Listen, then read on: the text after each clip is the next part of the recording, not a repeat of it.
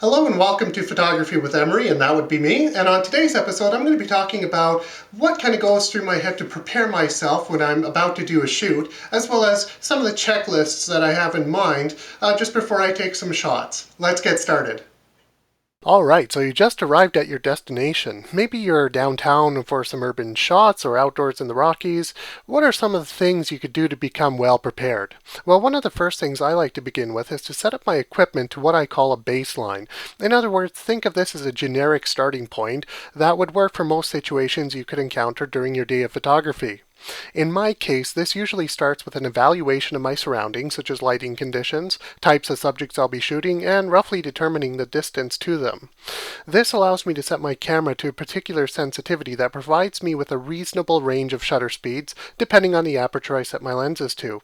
Speaking of lenses, I would obviously attach one, but I picked the one that I would likely use the most. There's little sense starting out with a macro lens if I'm heading out to shoot panoramas or landscapes.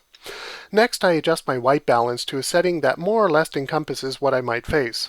Now, if you shoot RAW, this may not be a huge issue, but as I've mentioned in my other videos, I like to get things right the first time, which usually saves me time when it comes to editing my photos.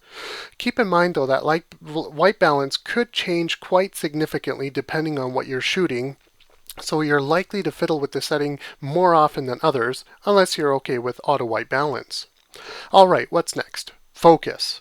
The last thing most photographers want is to have blurry pictures, so it's important to do a quick check here, especially if you're going to be shooting subjects in motion. Think sports photography or even birds for that matter. In cases like this, it might be more beneficial to use continuous autofocus. But it's better to set this now than to mess with the controls when you should be taking the shot. Also, try to avoid being in manual focus mode because if you forget to change the setting, then you may spoil some shots. Next on my list is exposure mode. For landscape shooters like me, aperture priority usually does the trick, but sports photographers may prefer shutter priority to achieve the blurry background and sharp subject shots. And as with focus, here's a quick recommendation before moving on. Try to avoid being in manual mode as a default. If you accidentally forget to change this setting, you may end up with some seriously over or underexposed shots. Moving on, you could set your shooting mode to single shot or high speed, sometimes referred to as sequential. Usually the action photographers need the latter. Bracketing might also be your cup of tea, especially if you like HDR imaging or are very fussy about your exposure, so there's a setting to examine as well. Let's see, what else? Perhaps it's important for you to shoot in RAW, or maybe not, in which case you could just use JPEG. And for some photographers, you might need both. Since we can't travel back in time, well, yet, set this to your liking. Now, if your camera has a built-in image stabilizer, you might also want to set this before moving on. However, if you're using a tripod, it's recommended that you turn image stabilization off. Speaking of tripods, If you're going to be bringing a tripod with you to your shoot and you have one of these, it's a good idea to put the quick release mount or quick release plate onto your camera right as you get out of your car versus doing it at the time of the photo shoot. For example, shooting in the Rockies, you're standing on a bunch of boulders and you drop this little piece, yeah, good luck in finding it usually. In addition, if you have any filters or things like that that you might want to put on your camera, again, do that beforehand rather than at the shoot. Another good thing to do is to organize your lenses too. If you have a bag with those compartments in it, you can kind of do that beforehand so you know where everything is, especially important if you're some sort of action photographer such as at sporting events. wow, okay, so you've done all that preparation, and at this point you've now composed your shot and are ready to take it. Here are some things I look for just before I hit that shutter button. I glance quickly at my sensitivity, aperture, and shutter speed to ensure they sit where I want them to. If needed, I adjust them accordingly.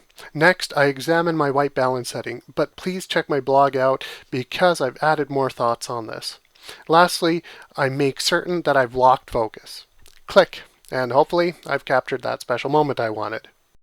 Here's a brief last note.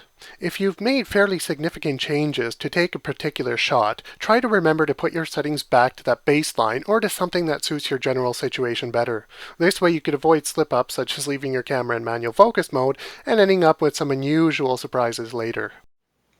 So I do hope you enjoyed that episode. And again, I probably went through a lot more than most people would. For example, I shoot RAW. I wouldn't really check my RAW settings. You know, I'm already happy with the way it is. If you're a sports photographer, you would have your own checklist most likely.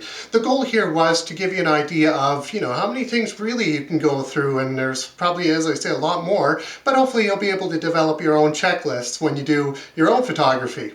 But anyway, as usual, I'll have some additional thoughts on my blog, as well as you can subscribe and become a fan on my page on Facebook, so you can keep up to date with the stuff that I'm doing here on YouTube, as well as whatever other projects I'm working on. So I hope to see you next time. Take care.